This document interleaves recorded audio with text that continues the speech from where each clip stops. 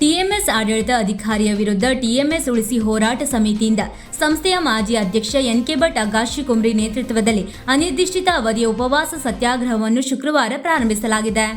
ಆಡಳಿತಾಧಿಕಾರಿ ವಿರುದ್ಧದ ಪ್ರತಿಭಟನೆ 3ನೇ ದಿನಕ್ಕೆ ಕಾಲಿಟ್ಟಿದ್ದು, ಮೊದಲನೆಯ ದಿವಸ ಟಿಎಂಎಸ್ ಎದುರು ಧರಣಿ ನಡೆಸಲಾಗಿತ್ತು. ಗುರುವಾರ ಬಸ್ ನಿಲ್ದಾಣದ ಬಳಿ ರಸ್ತಾರೋಕು ನಡೆಸಲಾಗಿತ್ತು. ಶುಕ್ರವಾರ ಟಿಎಂಎಸ್ ಎದುರು ಉಪವಾಸ ಸತ್ಯಾಗ್ರಹ ಪ್ರಾರಂಭಿಸಿದ್ದು, ಬೇಡಿಕೆಗೆ ಪಟ್ಟು ಹಿಡಿದಿದ್ದಾರೆ. ಈ ವೇಳೆ ಮಾತನಾಡಿದ ಎನ್.ಕೆ. ಭಟ್ ಅಗಾಶಿ ಕುಮ್ರಿ, ಟಿಎಂಎಸ್ ಉಳಿವಿಗಾಗಿ ಕಠಿಣ ನಿಲುವು ತಳೆಯಲಾಗಿದ್ದು, ಉಪವಾಸ ಸತ್ಯಾಗ್ರಹ ಕೈಗೊಳ್ಳಲಾಗಿದೆ. ಕಳೆದ 2 ಅವಧಿಯ ಆಡಳಿತದಲ್ಲಿ ನಿವೃತ್ತ ಮುಖ್ಯ ಕಾರ್ಯನಿರ್ವಾಹಕ ಸಿ.ಎಸ್. ಹೆಗಡೆ ಹಾಗೂ ಶಾಸಕ ಶಿವರಾಮ್ ಹೆಬ್ಬಾರ್ ಸೇರಿ ಹಲವು ರೀತಿಯಲ್ಲಿ ತೊಂದರೆ ನೀಡಿದ್ದಾರೆ. ಈ ಮಾತನ್ನು ಅವರ ಎದುರಿನಲ್ಲಿಯೂ ಆಡಲು ಸಿದ್ಧನಿದ್ದೇನೆ. ಇದು ಸತ್ಯ ಎಂಬುದನ್ನು ಸಾಬೀತುಪಡಿಸಲು ಗಣಪತಿಯ ದೇವಸ್ಥಾನದಲ್ಲಿ ಪ್ರಮಾಣ ಮಾಡಲು ಸಿದ್ಧ ಎಂದು ಸವಾಲು ಹಾಕಿದರು. ಮಾಜಿ ಮುಖ್ಯ ಕಾರ್ಯನಿರ್ವಾಹಕರು ಶಾಸಕರ ಆಶ್ರಯ ಪಡೆದು ಸಂಸ್ಥೆಯ ವಿಷಯದಲ್ಲಿ ರಾಜಕೀಯದಲ್ಲಿ ತೊಡಗಿದ್ದಾರೆ. ಯಾರು ಏನೇ ಮಾಡಿದರೂ ನಾವು ಸಂಸ್ಥೆ ಉಳಿವಿಗೆ ಹೋರಾಟ ಮಾಡುತ್ತಿದ್ದೇವೆ. ನಮಗೆ ಅಧಿಕಾರ ಮುಖ್ಯ ಅಲ್ಲ, ಸಂಸ್ಥೆಯ ಎಲ್ಲಾ ಸದಸ್ಯರು. ರೈತರು ಅಧಿಕಾರ ಬಿಡಿ ಎಂದು ಹೇಳಿದರೆ ನಾನು ಅದಕ್ಕೂ ಸಿದ್ಧ. ರೈತರ ಕೈಯಲ್ಲಿ ಸಂಸ್ಥೆಯ ಅಧಿಕಾರ ಇರಬೇಕು, ರೈತರು ಸ್ವಾವಲಂಬಿ ಆಗಬೇಕು ಎಂಬುದು ನನ್ನ ಉದ್ದೇಶ ಎಂದರು. ರೈತರು ಕಟ್ಟಿ ಬೆಳೆಸಿದ ಸಂಸ್ಥೆಯಲ್ಲಿ ಆಡಳಿತಾಧಿಕಾರಿ ಆಟ ಆಡುತ್ತಿದ್ದು, ಆಡಳಿತಾಧಿಕಾರಿ ವಜಾ ಆಗಬೇಕು. ಸದಸ್ಯರ ಹಕ್ಕು ಕಸಿದುಕೊಳ್ಳುವ ಠರಾವು ವಾಪಸ್ ಪಡೆಯಬೇಕು. ಇದಕ್ಕೆ ಸರ್ಕಾರ ಸ್ಪಂದಿಸಬೇಕು. ಸಂಸ್ಥೆಯ ಹಿತಾಸಕ್ತಿಗೆ ಉಪವಾಸ ಪ್ರಾರಂಭಿಸಿದ್ದು, ನಾನು ಸತ್ತರೆ ಅದು ರೈತರ ಹಿತಕ್ಕಾಗಿ ಪಡೆದ ವೀರಮರಣ. ಏನೇ ಹೆಚ್ಚು ಕಡಿಮೆ ಆದಲ್ಲಿ ಈ ವ್ಯವಸ್ಥೆಯ ಅದಕ್ಕೆ ಹೊಣೆ ಎಂದು ಎಚ್ಚರಿಸಿದರು.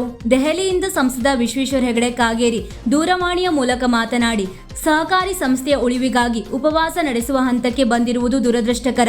ಸಹಕಾರಿ ಕ್ಷೇತ್ರದಲ್ಲಿ ರಾಜಕೀಯ ಹಸ್ತಕ್ಷೇಪ ಸರಿಯಲ್ಲ. ರೈತಪರ ಧ್ವನಿಯಾಗಿ ನಡೆಯುತ್ತಿರುವ ಹೋರಾಟಕ್ಕೆ ಸಂಪೂರ್ಣ ಬೆಂಬಲ ಇದೆ. ಸಂಬಂಧಿಸಿದ ಅಧಿಕಾರಿಗಳಿಗೆ ಸೂಕ್ತ ನಿರ್ದೇಶನ ನೀಡುತ್ತೇನೆ ಎಂದರು. ಅಡಿಕೆ ವ್ಯವಹಾರಸ್ಥರ ಸಂಘದ ಸದಸ್ಯರು ಅಧ್ಯಕ್ಷ ರವಿ ಹೆಗಡೆ ನೇತೃತ್ವದಲ್ಲಿ ಹೋರಾಟಕ್ಕೆ ಬೆಂಬಲವನ್ನು ಸೂಚಿಸಿದರು. ಈ ವೇಳೆ ಬಿಜೆಪಿ ರಾಜ್ಯ ವಕ್ತಾರ ಹರಿಪ್ರಕಾಶ್ ಕೋಣೆಮನೆ, ಸಂಕಲ್ಪ ಸಂಸ್ಥೆಯ ಅಧ್ಯಕ್ಷ ಪ್ರಮೋದ್ ಹೆಗಡೆ, ಪ್ರಮುಖರಾದ Raghavendra Bhat, Ganapati ಮಾನಿಗದ್ದೆ, Appu Achari, Venkataramana Belli, Prasad Hegde, VM Hegde, Bhaskar Adikepala, Shrirama Lalaguli, KT Hegde, VT Hegde ಸೇರಿದಂತೆ ಅನೇಕರು ಉಪಸ್ಥಿತರಿದ್ದರು.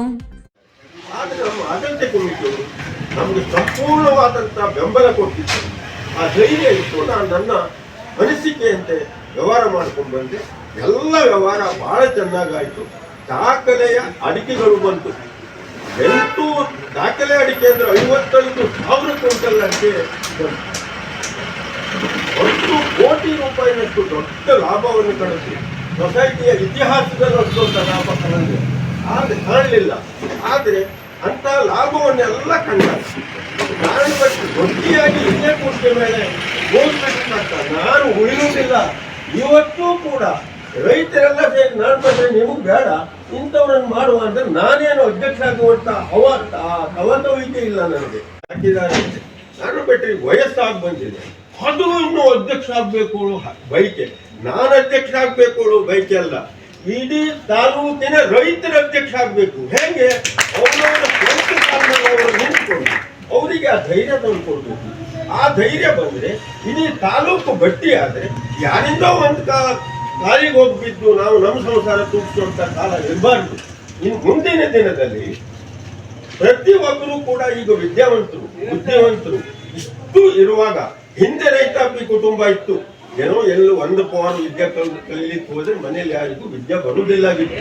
ಈಗ ಎಲ್ಲರೂ ವಿದ್ಯಾವಂತರು ಇರುವುದೆಲ್ಲ ನಾಳೆಗೆ ರೈತ ಸಂಸ್ಥೆ ರೈತ ಪರವಾಗಿ ಬರಬೇಕು ಅನ್ನುವಂತ ಒಂದು ವಿಚಾರದಿಂದ ನಾವು ಮೊನ್ನೆ ಆ ಒಂದು ಅಧಿಕಾರಿ ವಿರುದ್ಧ ಹೋರಾಟ ಪ್ರಾರಂಭ ಮಾಡಿ ಆಯಿತು.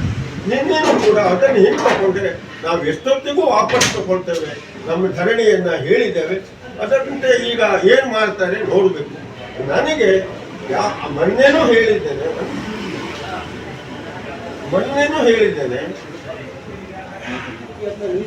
ನಾಳೆ ನಾಡ್ದು ನನಗೆ ವಯಸ್ಸಾಗಿದ್ದರಿಂದ ನನಗೆ ಹಾರ್ಟ್ ಅಟ್ಯಾಕ್ ಆಗ್ಬೋದು, ಅಥವಾ ಏನು ಈ ಕಡೆ ಸ್ಮೃತಿ ತಪ್ಪು ನಾನು ಏನಾದರೂ ಓದಿಬಿಟ್ಟೆ. ವೀಕ್ಷಕ ಮಹಾಪ್ರಭುಗಳೇ, ನಮ್ಮ ಚಾನಲ್ ಅನ್ನು ಸಬ್ಸ್ಕ್ರೈಬ್ ಮಾಡಿ, ಶೇರ್ ಮಾಡಿ, ಪ್ರೋತ್ಸಾಹಿಸಿ.